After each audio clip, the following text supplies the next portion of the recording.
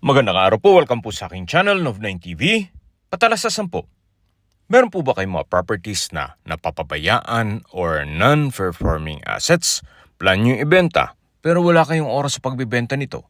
Kung ito'y pagkakatiwala nyo po sa amin, tawag lang po kayo sa aking numero, usap po tayo, gawin ko po ng video for free. Yes, libre po, wala po kayong babayaran. Tutulungan pa namin kayong mabenta ang inyong property. Kami na po bala sa marketing, sa boosting or paid ads, even sa tripping, hindi na po kayo mapapagod sa pag-entertain ng mga buyers. Kami na po bala sa lahat. Tawag lang po kayo. Nandito po tayo ngayon sa Silang Cavite kung saan meron po tayong bagong video presentation. Isang house and lot na may lot area na 720 square meters more or less. May floor area po ito na 300 square meters more or less. Ito po yung covered car garage, nakakasya dalawang SUV.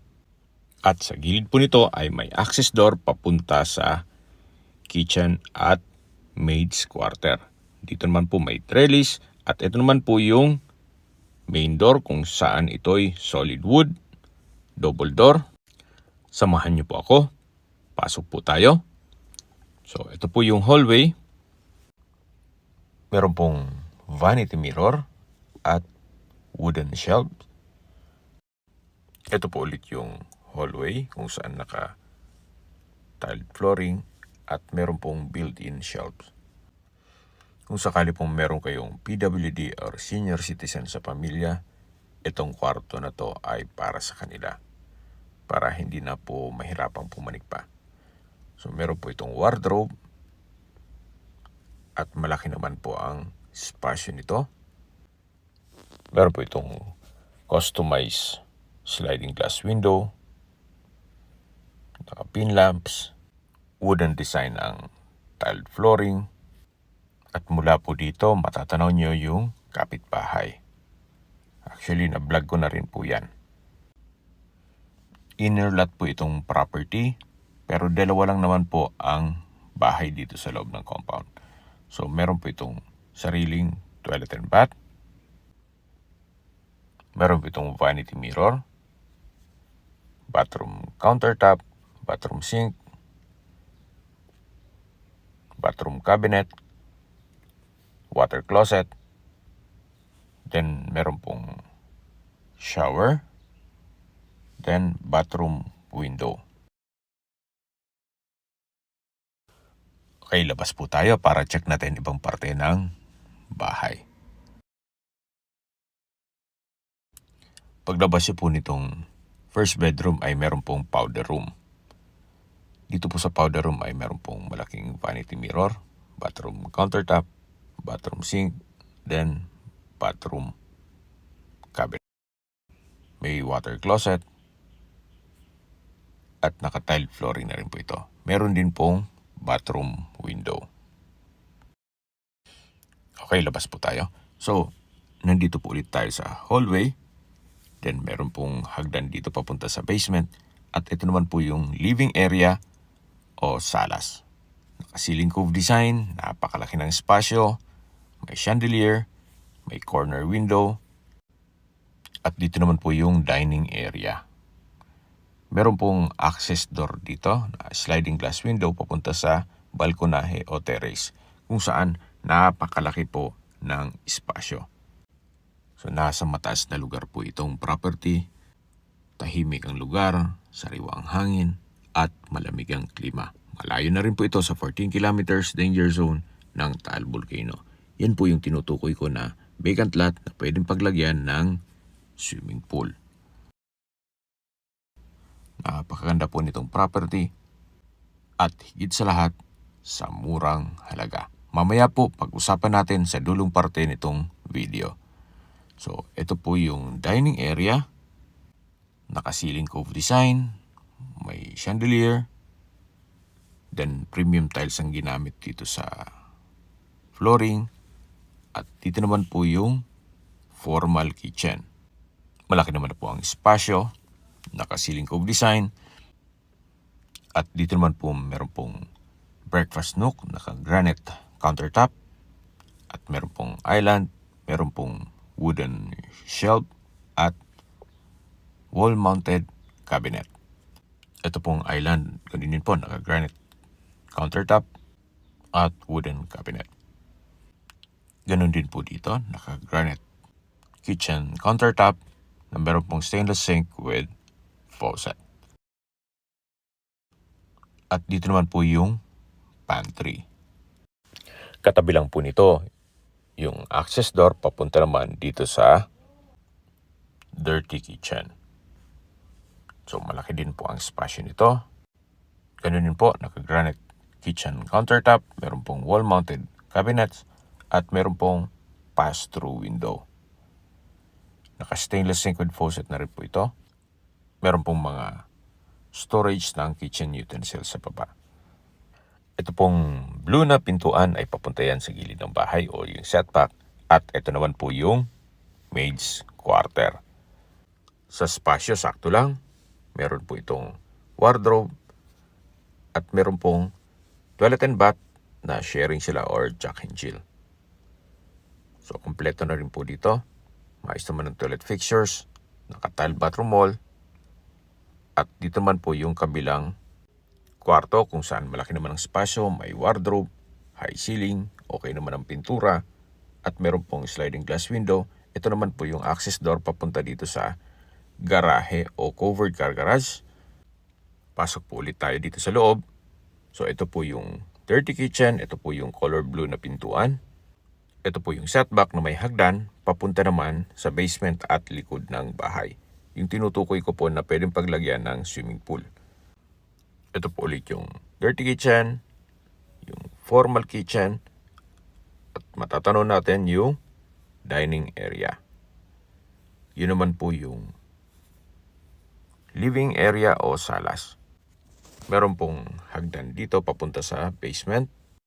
Meron pong pendant lamp, then staircase window, nag-serves as natural sunlight. So ito pong hagdan ay naka-wooden staircase at handrail. Then metal railing. So pababa po tayo, samahan niyo po ako. Then dito naman po ay meron pong understair storage. Ito naman po yung hallway papunta sa mga kwarto. Meron pong built-in wooden shelves and drawers and built-in cabinet. So ito po yung first bedroom. Malaki naman ang spasyo. May pin lamps, may sliding glass window, at may nakaabang na rin para sa window type aircon. Meron din po itong dresser, wardrobe, at naka-Korean blinds na rin ang window. Ito po ulit yung hallway, at dito naman po yung master's bedroom. Napakalaki po ng spasyo. Wooden design ng tile flooring, may pin lamps ang ceiling. Meron din po itong dresser, then drawer, wall-mounted cabinet, at meron pong sariling toilet and bath. Meron po itong wardrobe. From floor to ceiling po yan. Napakalaki po ng spasyo nitong toilet and bath. At ganun din po dito sa kabilang side. May wardrobe din. May malaking vanity mirror, bathroom countertop, at cabinet. Then dito naman po, meron pong shelves and drawers. Hanggang dito po na maximize nila ang spasyo. So napaganda po ng floor plan nito. So meron pong shower enclosure at ito yung naka-tiled bathroom wall. Dito naman sa kabila yung water closet. Ganun din po. Ito yung naka-tiled bathroom wall at may bathroom window. Okay, labas po tayo. So, yan po, tunghayan niyo po ulit itong bedroom, napakalaki. At dito naman po yung hallway. Ito naman po yung pangatlong kwarto dito sa baba. Naka-wooden design ng tile flooring, malaki ang espasyo, may pin lamps, may sliding glass window. Meron din po itong wardrobe at may sariling toilet and bath. Meron pong bathroom countertop, vanity mirror, bathroom cabinet, may isang toilet fixtures at naka-tile bathroom wall. Meron din po itong bathroom window. Okay, labas po tayo. So, ito po ulit yung hallway. At ito naman po yung lanay. Ito po yung tinutukoy ko sa inyo na vacant lot na pwedeng paglagyan ng swimming pool. At yan po yung perimeter fence. So, buong property po ay meron pong concrete fence na rin. Ito po yung security grill ng sliding glass window papunta sa master's bedroom. So, balik po ulit tayo dito sa loob. Ito po yung hallway. Then, galing na po tayo dyan. Na-present ko na sa inyo yung 3 kwarto. Then, ito naman yung pang-4 na kwarto. Ganun din po. Napakalaki ng espasyo. May pin lamps. May wardrobe. Meron rin pong abang para sa window type aircon. May wooden shelf. At naka-Korean blinds na rin po ang sliding glass window. Ito naman po yung common toilet and bath. Maayos naman ang toilet fixtures. May bathroom countertop with cabinet, shower enclosure, naka-glass blocks, at overhead shower. Naka-tile bathroom wall na rin po ito. At dito naman po yung access door papunta sa setback. Malaki din po ang spasyo dito. Then may storage room. At ito po yung hagdan. Then pag diniretso po yan, papunta naman sa likod ng bahay. So dito po sa baba ay meron pong 4 na kwarto kasama na ang master's bedroom. Plus isa sa taas, bali po 5 kwarto po lahat.